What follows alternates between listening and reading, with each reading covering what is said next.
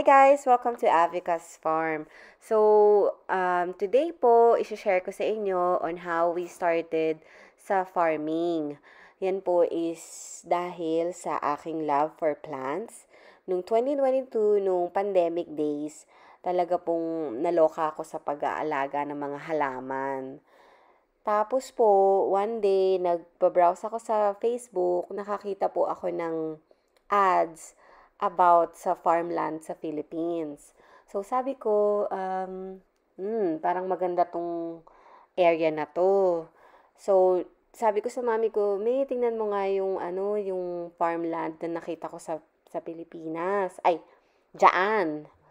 So, tiningnan naman nila, and ito yung video nung pinapakita sa amin nung agent yung farm. Tapos po, na-decide na namin na sige, pwede naming simulan na mag-farming. So, during that year na din po, nagpabili po ako ng mga puno, mga halaman na pwedeng itanim dyan. So, makikita nyo po dyan, may mga maliliit na coconut. Ayan po, nagtatanim po ako ng mangga. Tapos po, meron na rin po dyang nakatanim na gabi. Yun pong sa gabi, binayaran na lang po namin yung nagtanim nun para hindi naman din po sayang yung tinrabaho nila doon. Pero po sa kinalabasan, para lang din pong break even kami doon nung nabenta po yung batch ng gabi na yon. Tapos, hanggang doon sa baba pa po yung gabihan na yan. Tapos, nagpatanim din ako ng sili that time. Kaso, nabagyo naman po yun. Sayang kasi ang dami pong nasayang na sili na hindi namin napakinabangan dahil nga nung nagbagyo, papitas na po sana kami. Kaso nga lang, pinitas na rin namin ng maaga kasi nga talaga pong na-wipe out lang din siya. Nung napitas namin, hindi rin naman siya nahinog. Kaya, hindi rin po napakinabangan. Tapos, ang pinaka-ultimate reason din kung bakit po ako na-in love sa farm na ito is because of the view. Yung view po talaga ng Sierra Madre is napakaganda. Kaya kung makikita nyo po dyan, makikita nyo yung mountain range ng Sierra Madre, napakaganda po. Tapos, nag-add na rin po ako ng kalabaw. Kaso yung kalabaw na nabili rin namin, medyo maliit pa po. So, pakakainin pa po namin. And we named her Luna.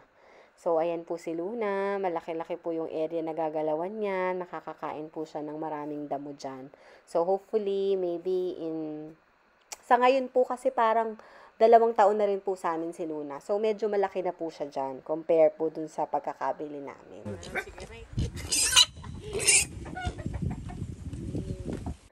Tapos yan po, so nung nabili namin yung mga biik, those were native pigs.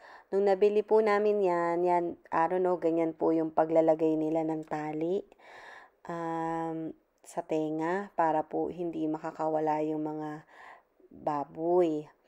Tapos po, dyan sa dalawa na yan, nilet go po namin yung isang baboy, yung pong itim. Kinip lang po namin si Charlotte, yung puti na may batik sa mata.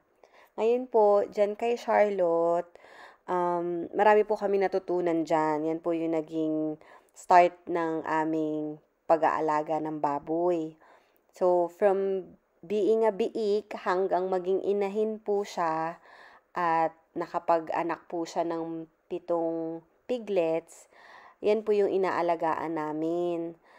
Tapos po, yan din po yung nagbigay ng daan para maglakas loob po kami na mag-start ng small backyard piggery dun po sa bahay po namin dyan. So, sa kasalukuyan po,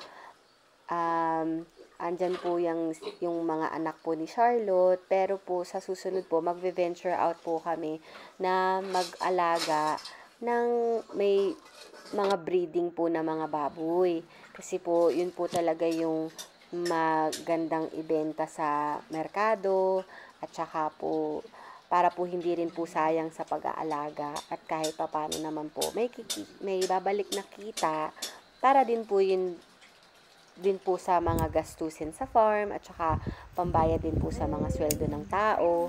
So, ganun lang po. Naghahanap lang po talaga ako ng mga ways na para at least maging self-sustaining yung Abicas farm namin.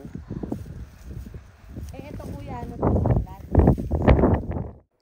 So, marami-rami na din po kaming nasubukang itanim, gaya ng papaya, may kamote, gabi, tapos po nagtalungan na din po kami, may luya, tapos sa ngayon po, bali kalabasahan po ang ginawa namin.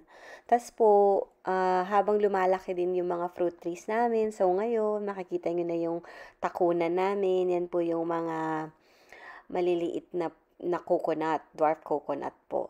Tapos nagpatanim din po ako ng maraming mangga, iba-iba pong variety yan.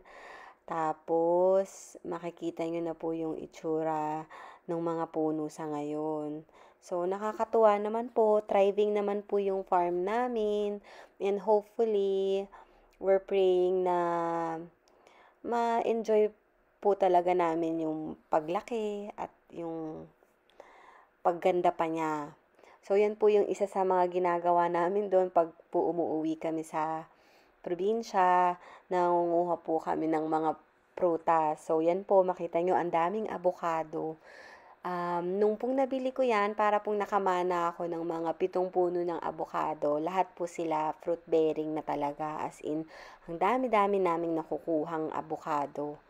Tapos, talaga pong malalaki at saka ang sarap po, malinamnam yung klase ng avocado na yan. Tapos po, we're hoping na sana mapalaki pa namin, tsaka mapaganda pa namin ng husto yung farm for the coming years. Tsaka sana po, mapakita rin po namin na kahit pa paano sa kagaya ko pong baguhan sa pagpa-farming, mapagtagumpayan po namin, pati yung piggery. Kaya, yun po, thank you sa panonood, tsaka samahan niyo po kami lagi. Salamat po. Sinesi po ito. Sige po, bye-bye. Yung pala pero,